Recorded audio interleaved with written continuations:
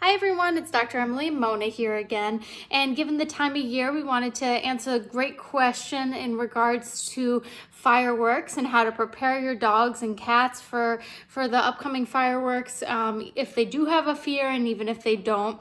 So the most important thing to think about is just that their hearing is usually really, really good.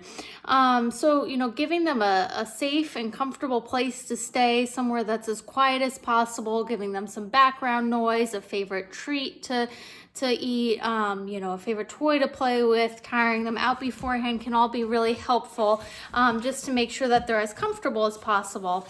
Also remember that if you're going for a walk with your dog, to make sure that they're well secured, so that if a firework or something does happen to go off, that they don't become loose and you have a problem that way too. For long-term use, I would definitely say if they certainly already have a problem, or if they experience a really bad problem this year, reach out to your vet, because they might have some medications or supplements that they could recommend for your dog or your cat to just help them take the edge off and be a little bit more comfortable and less stressed during what can be a really stressful time of year for our critters.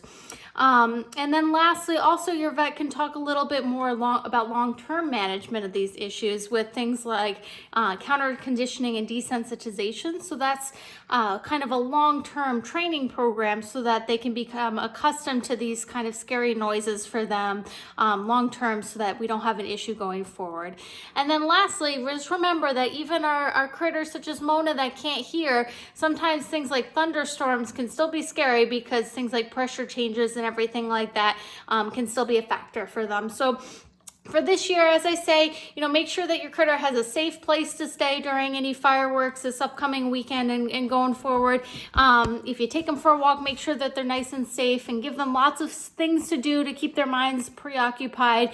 And if possible, tire them out before the upcoming festivities this weekend, so they're as relaxed as possible. And any questions, as always, reach out to your vet. Thanks so much.